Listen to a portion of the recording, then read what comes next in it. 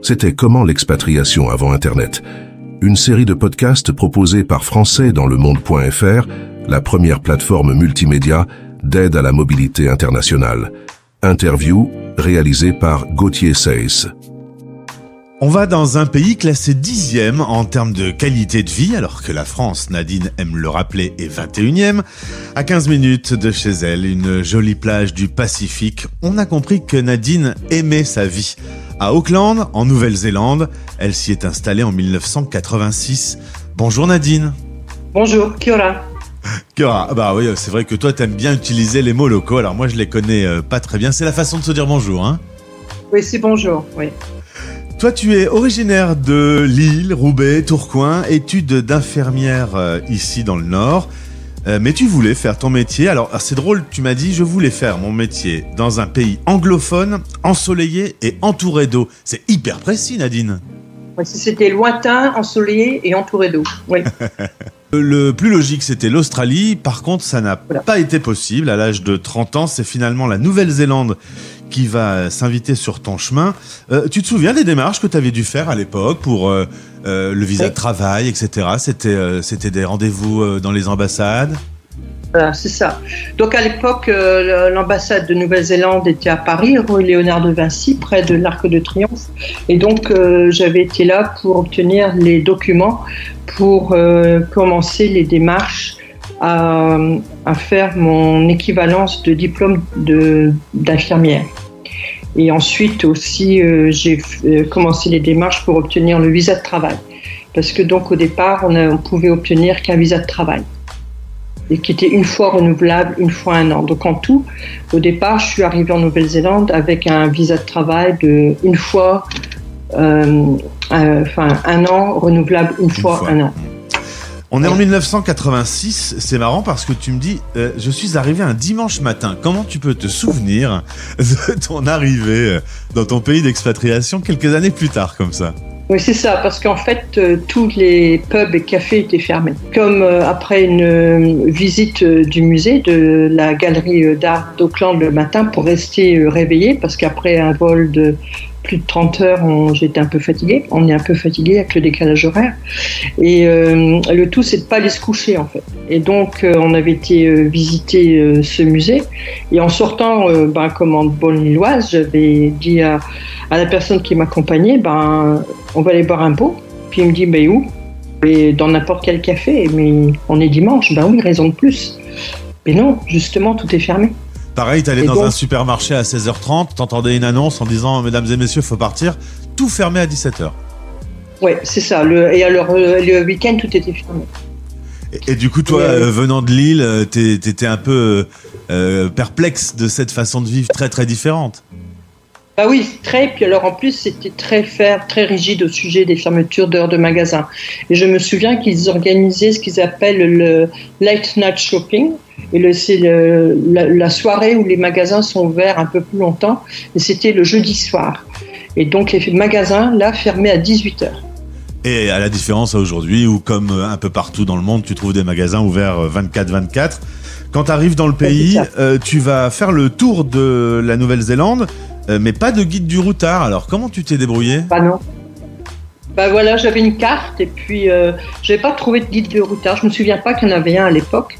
Parce que donc j'avais été dans une grande librairie très célèbre à Lille pour essayer d'en trouver un, et pour la Nouvelle-Zélande, il n'y en avait pas.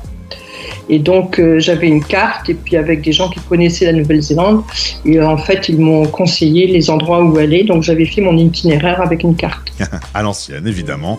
À l'ancienne, voilà. Parle-moi des aérogrammes. Alors personnellement je ne connaissais pas, c'était une feuille A4 prépayée, un papier très léger qui partait par avion.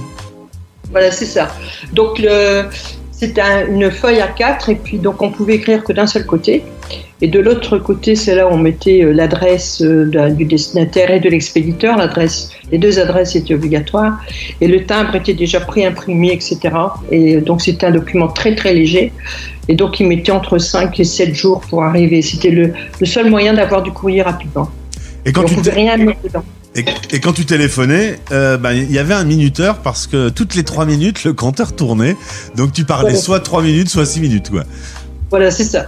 Et surtout pas au-delà de 6 minutes parce que alors là, à chaque 3 minutes, le tarif augmentait très vite.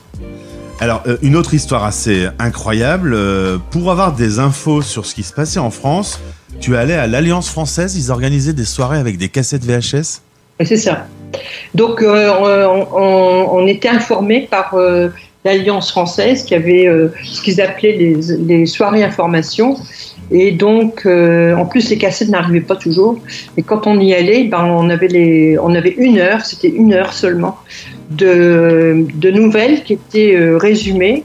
Et en fait, les nouvelles avaient 2-3 mois déjà. Donc vous étiez entre Français assis devant une télé à regarder une cassette VHS qui est arrivée de France pour des infos qui ont déjà 3 mois. C'est incroyable quand aujourd'hui on sait, alors tu me disais, je parle avec ma sœur qui est en France, qui est à Lille, il y a des fois je sais plus d'infos qu'elle.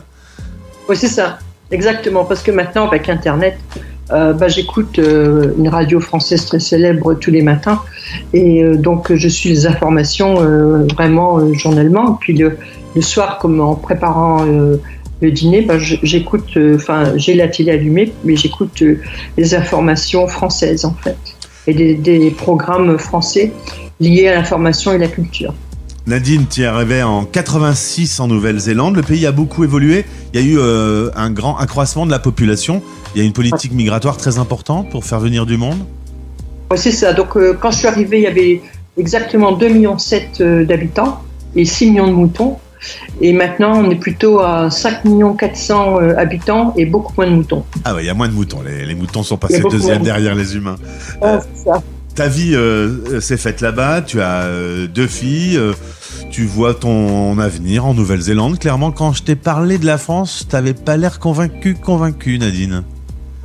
Non, oui, c'est ça. La dernière fois que je suis allée en France en vacances, donc c'était en 2019. Et là, je regardais pour y aller cette année, mais je crois que je vais y aller l'année prochaine parce que avec tout ce qui se passe en ce moment, etc., je ne suis pas trop attirée pour y aller en ce moment. Et alors, le petit bonjour que tu m'as dit en intro, c'est quel langage C'est le Maori. Le Maori. Te reo Maori. Donc c'est Kia ora et Kote Nadine Hingo Ahaho. Donc ça c'est mon nom en Maori. D'accord. Et du coup c'est utilisé en même temps que l'anglais, ça se mélange avec l'anglais quand on parle avec les gens?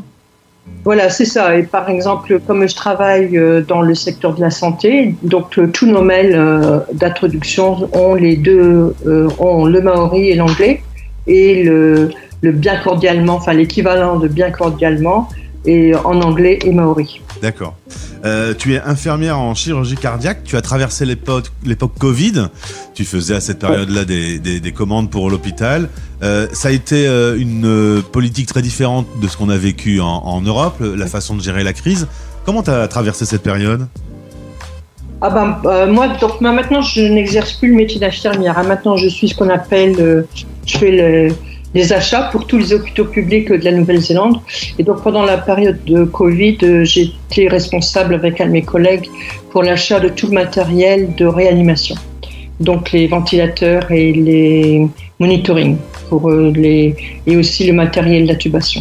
Mais c'est un pays qui a choisi la politique du zéro Covid, qui avait fermé ses frontières. Vous vous êtes retrouvé un peu isolé. Tu avais un peu cette sensation d'être vraiment sur une île ensoleillée.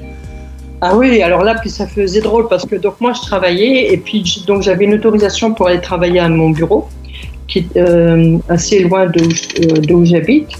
Et à Auckland, il y a ce qu'on appelle il y a un grand pont qui est toujours, où il y a toujours un embouteillage. Et j'ai pris une photo de moi en train de conduire sur ce pont à 17h30 un jeudi soir et j'étais la seule voiture. Incroyable, une drôle de période. Juste ma dernière question, est-ce que tu imagines vivre aujourd'hui dans ta ville d'Auckland sans Internet si aujourd'hui là, tu ne l'avais plus ?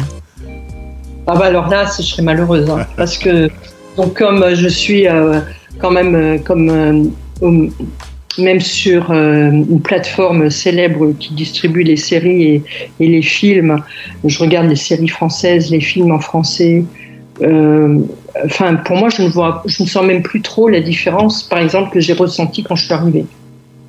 Avant, c'était vraiment, t'étais imprégné dans la vie du Néo-Zélandais de base. Maintenant, tu vis quasi à la française. Oui, et puis en plus, moi, quand je suis arrivée, donc j'ai toujours travaillé en milieu anglophone et avec les Néo-Zélandais, donc j'avais très peu de contact avec les Français quand je suis arrivée.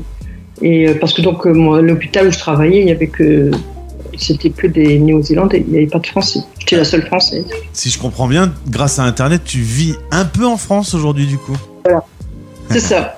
Et je ressens plus autant l'éloignement que j'ai ressenti quand je suis arrivée en 86. Le monde s'est rapetissé. Ah oui, puis la rapidité, non seulement de l'accès à l'information, et puis par exemple même les émissions de télé que je regarde qui parlent de livres, etc. C'est comme je disais, je suis plus au courant que ma sœur qui habite la région lilloise. Bien Nadine, je vais te laisser dans ce pays sur lequel on peut dire que tu as eu un coup de cœur.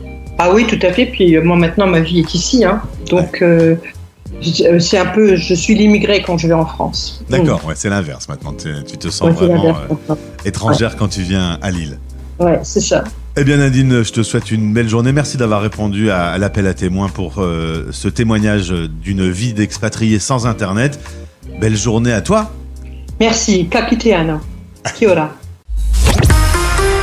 Français dans le monde.